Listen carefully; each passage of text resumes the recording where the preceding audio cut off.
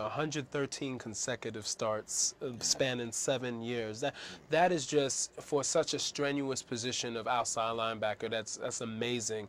What has attributed to that longevity for you? You know what? I always feel that like if you go out on the field half stepping, you're gonna get hurt. So I always go 110%. You know, not to say that people that have gotten injuries before don't, but I don't know. That's just my mentality. Also, man, and just be real about it. I guess I'm definitely blessed. You know what I mean? To be able to have a streak like that that spans over 7 years, I'm definitely blessed. So, you know, with that said, hopefully I can keep it going for another 7. That'd be pretty dope. That would be get to Jim Marshall, Brett Favre territory Brett right Favre there. has an amazing record. I don't think anybody ever touched that. Well, actually, Jim Marshall, I think it's one game more than Brett Favre. Really? If Favre played this year, he would have broke Jim Marshall's record. You know, that's crazy. You know, and you know, he should do that. Maybe 2 games, have a team sign up for 2 games.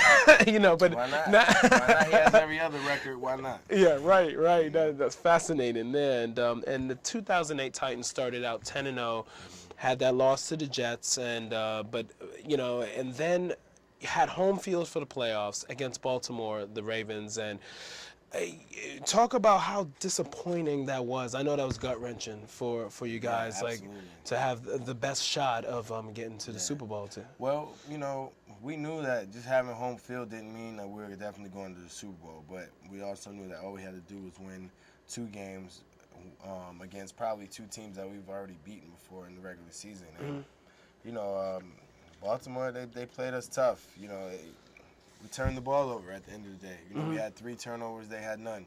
And the team usually, you can't turn the ball over 3 times in playoff football. You know, I think we had over 400 yards total offense. They had under 200. So if you look at the stats, yeah, you would think that we won. But then when you look over to the turnover takeaway margin, they had 3 takeaways, 2 of which were our offense was going in to score. So, you know, that's points right there taken off the board. And when our rookie got hurt, when Chris Johnson got hurt, you know, that kind of took a lot of steam out of our offense. And, you know, Ray Lewis and those guys were able to settle down, and, you know, it just became a game of field position, you know, a defensive battle. And, you know, they came out on top. But, you know, I think that's extra emphasis and extra motivation for our team to prepare to, you know, not falter at the end. It doesn't matter about home field. It just matters that everybody on our schedule, every opponent that we have to know that we have to crush them.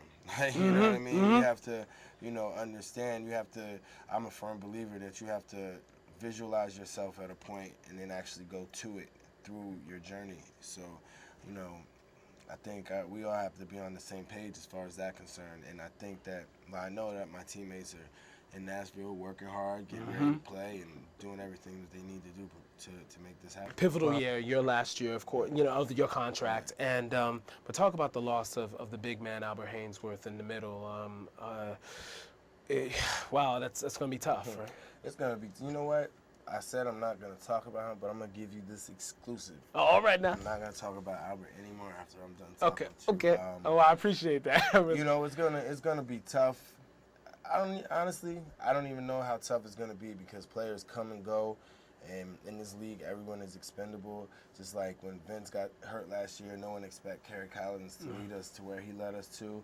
And last year when we played the Pittsburgh Steelers, Albert Haynesworth or Kyle Vanden Bosch, neither one of them played.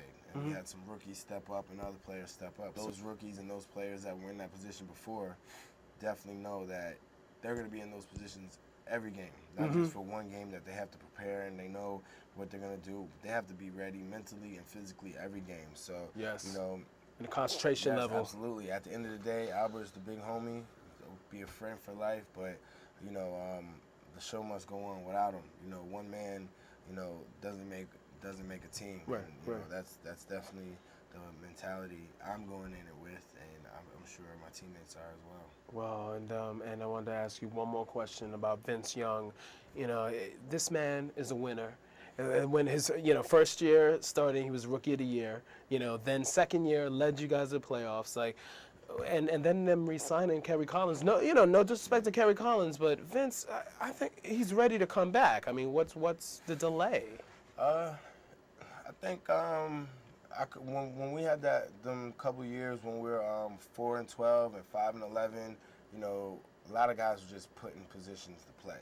You know, there wasn't a lot of competition within our organization because we really didn't have, you know, the people, the talent to really make that happen. But now the last 3-4 years, that's what Jeff and his staff has been emphasizing. You know, having competition at every position. And as far as Vince is concerned, he's definitely working to get his job back. You know, they already say Kerry is the starter, but Vince's whole thing is, you know, he's gonna put himself and prepare himself, you know, the best way possible. That when number 10 is called to be on the field, you know, he's never coming off again. And you know, I believe in Vince Young. You know, the same thing you said. If anyone watched him in that Rose Bowl, you saw what he did to USC. He was one of the best teams, you know, maybe of the last 20, 30 years. You know, he passed for 200, ran for 200.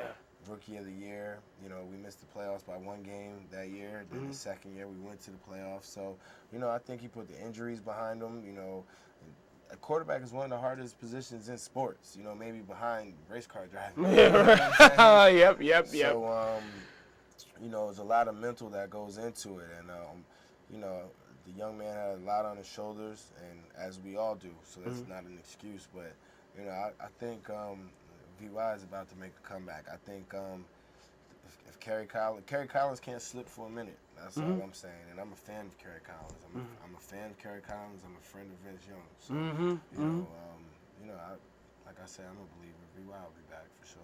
That's for sure. I look forward to it. Definitely. But Keith, I want to thank you for what you've given, the passion you've given the game, the passion you've given to youngsters and to your community. And it's an honor to have you on the show. And thank you for taking the time out. I appreciate it. Thank you. Appreciate that. All right.